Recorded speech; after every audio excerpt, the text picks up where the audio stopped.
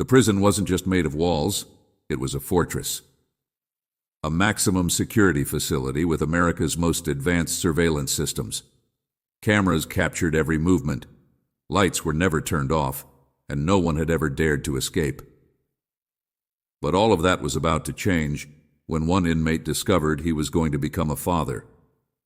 Desperation gave him a new sense of purpose.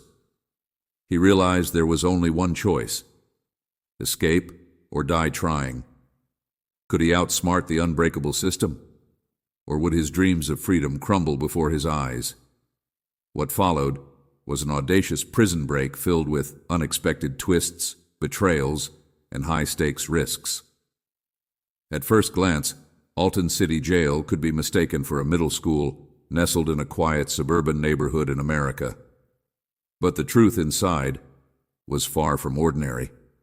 Constructed in 2002 in Madison County, Illinois, this maximum security facility was designed to be escape-proof. Cameras monitored every inch of the prison, from the corridors to the tiny 9x12 cells where inmates were confined for 23 hours a day. Each cell had its own surveillance camera, leaving no room for secrecy. The guards checked on inmates every half hour, and the lights never went out. For years, no one dared to even think about escaping. But Quawntay Adams was no ordinary prisoner. Quant's life had been shaped by gang culture in Compton, California, since he was just 12 years old. Growing up as a black man in a neighborhood ruled by gang violence and drug dealing, Quawntay's role models were those making fast money on the streets. By 2004, he was hoping a $1.4 million marijuana deal would change his life forever. But the FBI had other plans. An undercover operation led to Quawntay's arrest. He was handed a 35-year prison sentence, and it seemed like his fate was sealed. Yet Quawntay was not one to surrender to fate. From the moment he arrived at Alton, he began observing everything. He wasn't just an inmate. He was a thinker, a planner, a strategist. When he learned he was going to be a father, his determination to escape went beyond personal freedom. He wanted to break the cycle of violence and imprisonment to give his child a future free from the streets. The prison was an impenetrable fortress. But Quawntay's sharp mind started uncovering tiny cracks in the system. One night, while lying in his cell, he caught the faint scent of rain drifting through the exhaust vent. That small breeze told him everything he needed to know. The vent led to the outside. However, the vent was in the ceiling. The walls were fortified with steel, and the cameras covered nearly every angle.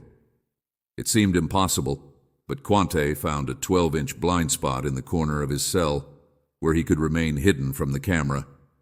From that small space, he began to craft his plan. He realized he would need a hacksaw blade to cut through the steel ceiling.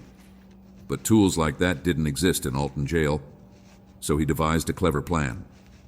He sent a coded message to his cousin, hidden behind a postage stamp, requesting a blade to be smuggled into the prison inside a hardcover book. The book passed through multiple hands before reaching Quawnt. To his relief, the guards didn't detect the hidden blade. With the tool secured, Quawnt began working on his escape. Every night, he would scrape at the steel ceiling, removing just a tiny fraction at a time.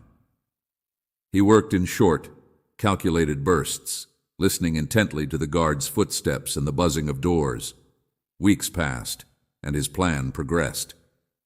To conceal the growing cracks in the ceiling, Quawntay improvised.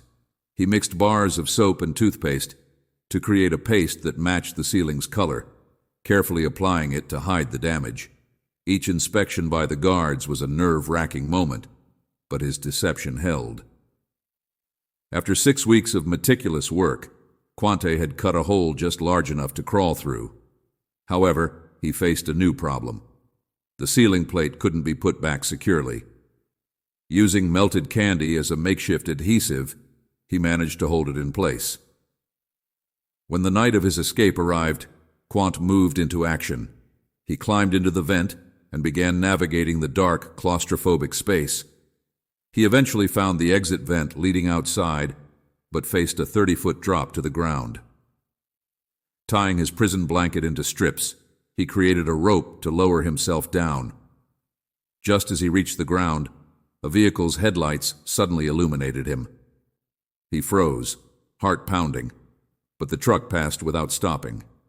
He sprinted toward the waiting car of his accomplice, Tanya, a woman he had manipulated into helping him. Tanya hesitated, fear overtaking her as she realized the gravity of what she had done. But Quawntay's pleas convinced her, and she unlocked the door. They drove away into the night. The escape triggered a massive manhunt. Authorities discovered the hanging bed sheets and immediately launched a search operation.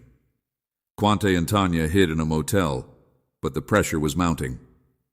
Under interrogation, Tanya eventually cracked and revealed Quawntay's location. Police stormed the motel, ending his short-lived freedom. After being sent to a high-security prison, Quawntay refused to give up. He studied law and became his own attorney. After 16 years behind bars, he successfully appealed his case and was released in 2020. Now a free man, Quawntay reunited with the daughter he had only dreamed of meeting. He dedicated his life to mentoring at-risk youth, sharing his story to prevent others from making the same mistakes. His journey from a life of crime to redemption became a powerful tale of transformation.